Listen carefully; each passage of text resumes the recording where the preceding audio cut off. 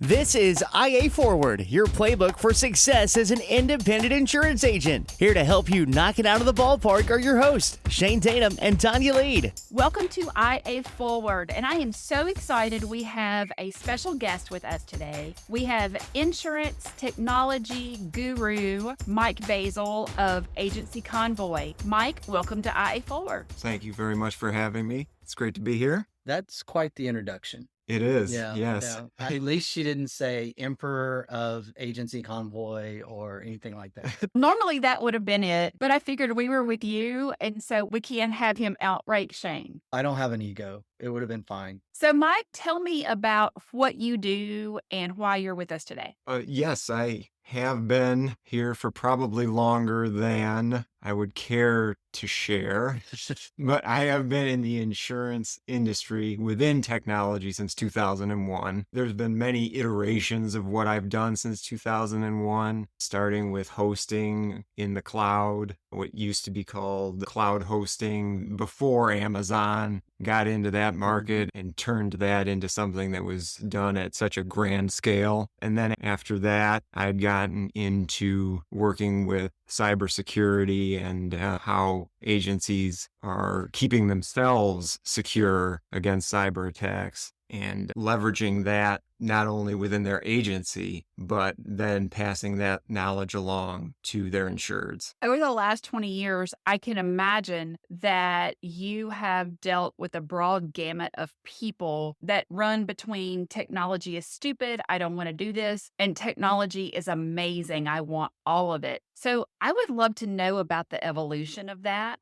and how you've bridged that gap. The hardest part is always dealing with the people who consider technology scary, because then some level of rigor mortis sets in. You want to do something in terms of cybersecurity, but you have no idea what to do. And you also have to be mindful of the fact that there are budgetary constraints to what you're going to do. You can't spend the same amount of money in a small agency as a Fortune 500 company. That's just not realistic. But it's also very unrealistic to say that I'm not going to be subject to cyber attack because I'm a small company.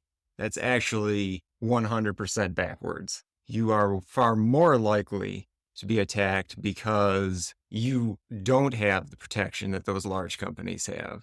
The ones that are rude or aggravated or mad, the root problem is usually fear, right? That is correct. It's usually fear, or they feel ignorant. I don't feel comfortable with this, so it's embarrassing. If we could just help agency owners understand it's okay. You're really smart at insurance. You don't have to be the smartest person in the room when it comes to technology. Nobody expects that of you. But for some reason, as business owners, agency owners, I feel like most of us take that perspective that I'm supposed to know everything about everything. I'm supposed to be the smartest person. And so then when something makes me feel dumb, we immediately get mad about it, or we get scared about it, or whatever. And that fear is the underlying issue. You agree with that? I do. That's how it works. You become so comfortable in dealing with commercial lines and personal lines and auto policies, whatever it may be. But this is so outside of the comfort zone. Anytime we step out of our comfort zone for any reason, it's always difficult. Right. And some people handle that better than others. I had an agent that called me last week, and I ended up on the phone with them for about an hour and a half, and they just kept apologizing for their lack of knowledge. And you could tell that this agent was extremely embarrassed. And my response to him, I just kept saying, we're working through it together. I'm figuring this out with you. What so many people don't realize about technology is that the person you're calling may not know the answer either. They just may use the Google to figure it out faster than you do. Yes. One of the nice lead-ins or icebreakers that I always use when someone comes to me in that way is to just tell them, you have all this knowledge about insurance. I have none. We're just reversed. It's not a big deal. We'll figure it out together. I had this moment, we were doing some hardware upgrades and we were actually trying to figure out where to go. And we ended up going to Dell Direct. They were pretty popular at that point in time, and that direct model where you could have the PCs built. And I remember going through the process of talking to the folks at Dell on the other end. And through that conversation, realizing that that person on the other end was literally typing my questions into a knowledge base, which is essentially an internal Google, and giving me the answers from the knowledge base. And it was this aha moment. That person on the other end did not know as much as I thought they knew. Technology and insurance is at that intersection where it's really impossible to know everything about everything in your space. Even doctors use resources. And even within insurance, there might be someone that comes to you with something that involves a specialty market that you haven't done in years or never done at all. You're not going to know everything there is to know about that upfront in that first conversation. It's an every week occurrence. To quote a brilliant man in the room, don't dabble. But we're salespeople and we don't listen to that advice very well. And because we're not really comfortable saying no, that's another podcast. It's just who we are as salespeople, because most, if not 100% of independent insurance agencies in this country, in the United States, started from a salesperson. So by nature, we don't like saying no. We have this fear of the customer going down the street and someone else being able to help them. And so we jump off into stuff that we really don't know the answer to. And we do that inside the insurance industry. But when it comes to technology, for some reason, it just makes us lock up, like we just, oh my gosh, and it just doesn't work. And we get mad and we Pull a Tom Brady with the surface. Yes, that's true. That's right. That's right. Mike, as our technology guru, I would love to know some of the cool things that you see happening right now with technology opportunities within the insurance industry. One of the great things that's starting to come about is the ability for agencies to educate themselves. And that is a great way to reduce your cybersecurity risk. There's companies like ESET that have employee training that can be set up at the ownership level. Whoever runs the agency can deploy videos down to their employees. They're short, 3, 4, 5 minutes a month. Some products will include a little quiz afterwards, some won't. But the bottom line is 80+% of cyber risk within an agency comes from the person sitting in the chair. A low-tech approach has been the biggest problem for us in our agency. Phishing emails. There's been a couple of situations where I made an update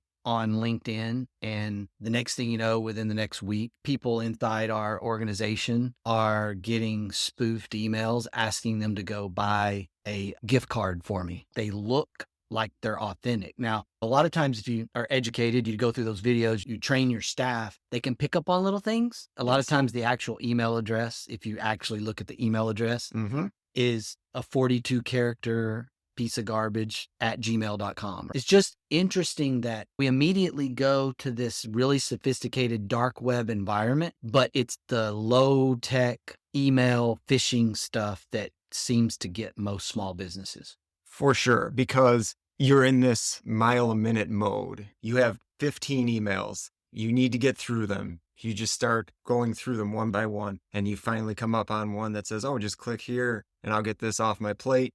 And before you know it, the entire agency hasn't issued. Continuing education, really all it's doing is bringing that security to the front of your mind. Yeah. So you've always clicked on something before and just gone. Now, before you click on it, you're like, maybe I should take a moment and think about this before I do it.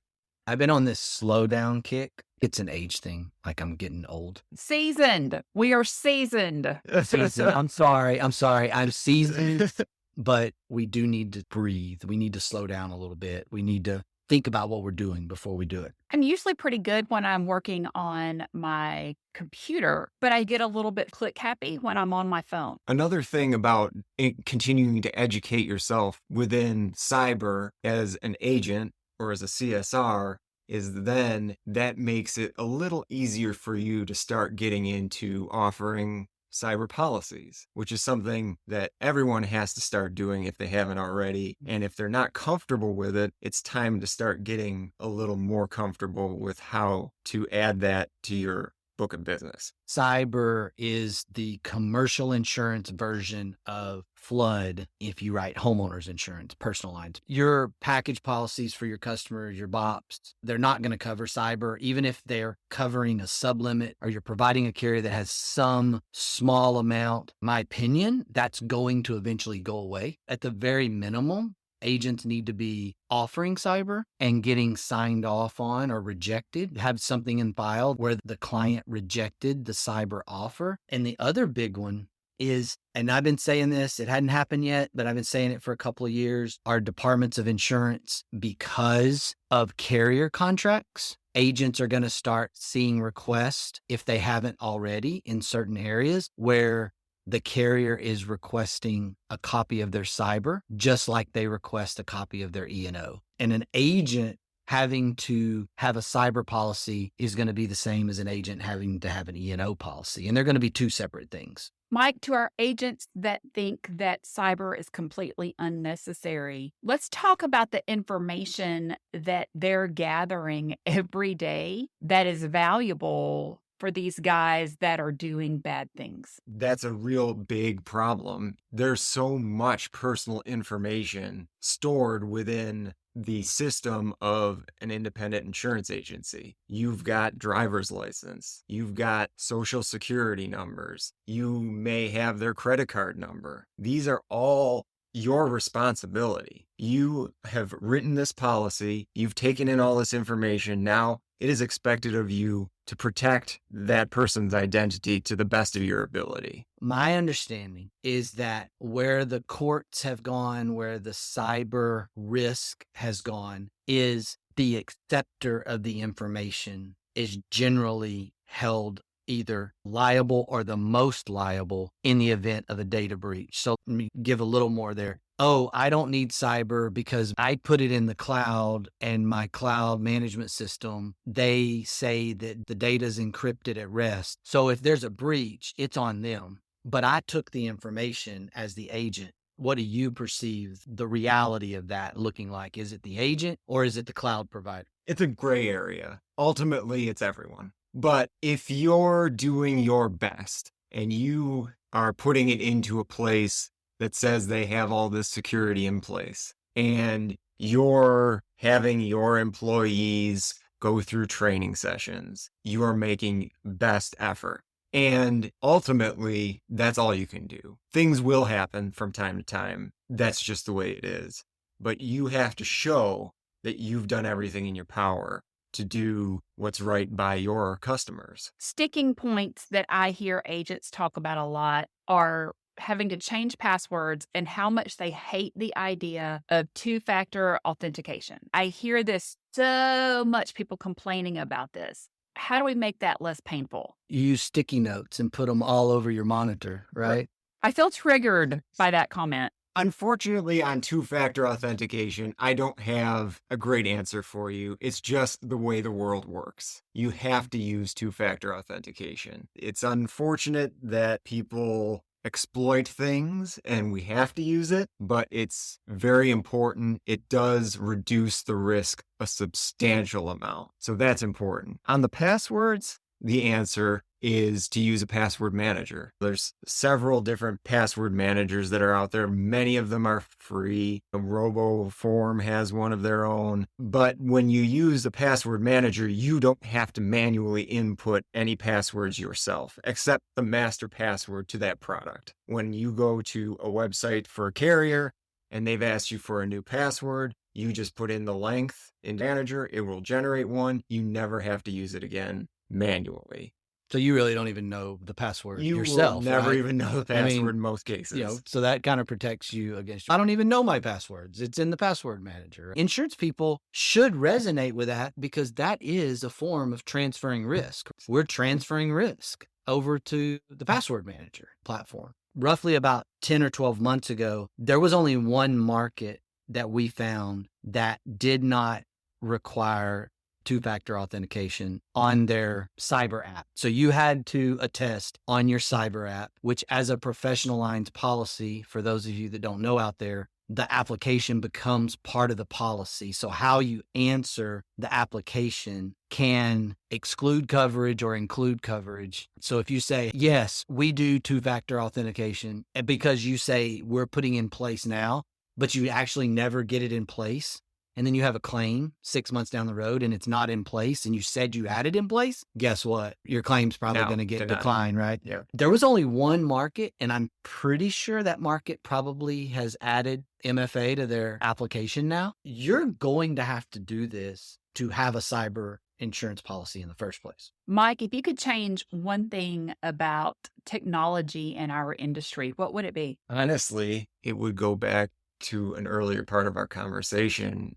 It would just be alleviating that fear, because there's so much you can do with your agency, like I had previously said, that is inexpensive. Don't be afraid of technology. Technology can really increase your ability to protect your agency. It can increase your ability to sell more insurance, but you just have to allow it to help you. Do you think that the newer technology, or the technology that's being developed over the last 4 to 5 years, is it getting easier, better, or more complicated, harder? I'm not sure if it's getting harder. The question that I always ask myself when I look at something that's within InsurTech, is it just cool, or is it really filling a need? That's the issue that can arise in InsurTech, is sometimes people will bring things to market that are really fun and they can do some really impressive things, but ultimately, are they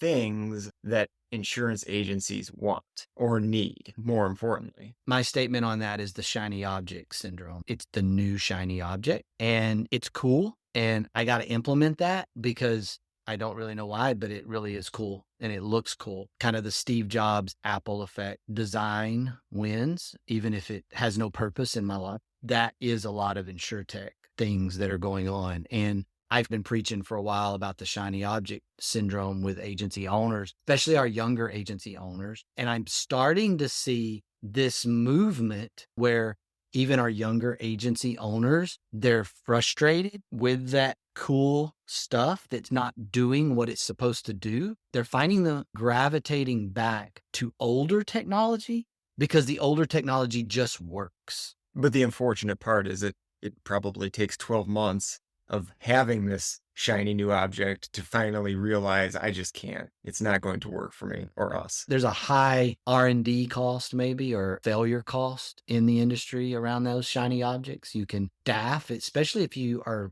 not a solopreneur. You have a staff of 4, 5, 8 people. The more staff you have, the more complicated it gets because you've got to train them and get them moving on that new platform or that new thing. And it's risky because what if it doesn't do what the sales rep promised? That's not good for your business and your agency. Or it does do what it promised if you figure out how to use it and or if it integrates into what you already have. Very true. Plus, you could also realize it does exactly what it was supposed to do, but then you come to the realization you just don't need that. That's timely for me because getting closer to the end of the year, into the fourth quarter, and that's my stop doing list time. That's when I look at things and go, okay, what is it that I do personally in business? What is it that we're doing in our business that we need to rethink? We do that a lot in our businesses, agencies, technology companies, and we just do stuff. That's a real problem. I got this really cool thing. I've implemented it. I don't really think it's important to my business. It doesn't actually solve any problems that I had, but it looks cool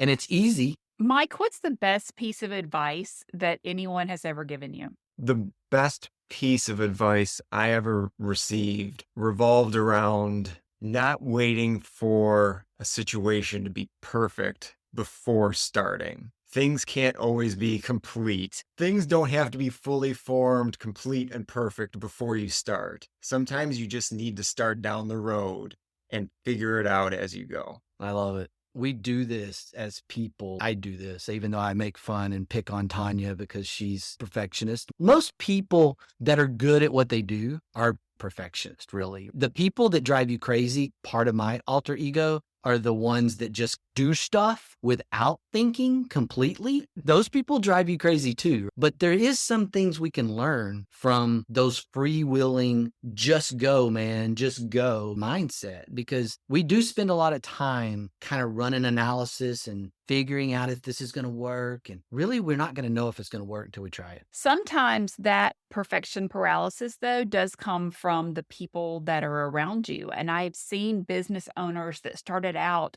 being these great, let's go do this, let's make it happen. But then when you choose the circle that you surround yourself with, they start asking questions and people start picking things apart and people start saying, maybe that's not a good idea. And you become a little more cautious over time because you're not trusting your instincts. Very true. And also potentially a characteristic of becoming more seasoned, experience failure. That didn't work. And this new idea feels close to that thing that didn't work. And so I'm leery. As agency owners, as business owners, we have to learn as we grow our businesses, as we hire people, as we bring on, I just take myself, for instance, putting a formal leadership team in place. I struggle from time to time. I go back and forth. Sometimes I pat myself on the back and, okay, I did good there. I got out of their way. And then other times I'm like, man, I was completely in their way, totally derailed some progress because my response to something was, I don't know. That feels like something we did in 2012 and it didn't work. I'm not sure we want to do that. I squashed spirit. I squashed creativity or thought. And I know we're there to guide and we're there as business owners to lead, but we have to give, I call it giving space. That's something my dad did really well, is he gave me space to fail. We have to give our people space to fail, because there is no substitute for experience. Mike, we discuss sports a lot on the podcast, the whole concept of the playbook. What would you add from a technology perspective to an agent's playbook? I would definitely add the cyber training that we spoke about earlier. I would definitely add some sort of protection at the PC levels. But the main thing I would add, especially when we're talking about selling cyber, is something that allows you to make the process more pain-free for the insured. Something along the lines of that Havoc Shield, where the questions are, there's the ability to click on a question mark so that it gives more detail. The main thing is to alleviate those stresses for the insureds. And if you can do that, it should help you write more business. Speaking of sports, Mike, should we talk about your Buffalo Bills? I suppose we can. It was a rough week, so I'm not sure I'm 100% over that, but we can talk about it. When's the new stadium happening? That hasn't finished yet, has it? No, they just broke ground a few months ago. Okay. It's a couple of years All right, before that's ready to go. Good for you guys. Good for Buffalo fans, right? New stadium. But is it really going to be different?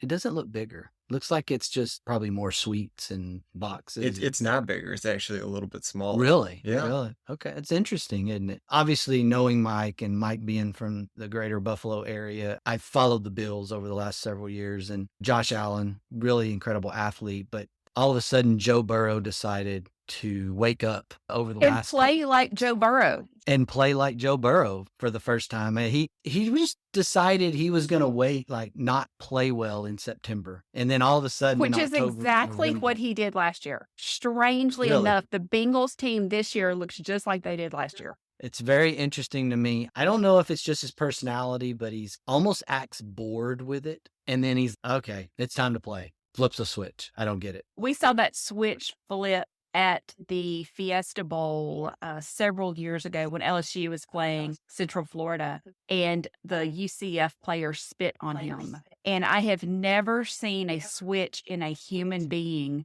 that really was a switch for the rest of his life that happened that day when I saw that. It was unreal. It's interesting what motivates people and what makes someone go to another level, hit another gear. Mike, if people have technology questions about insurance, as the guru, how do they get in touch with you?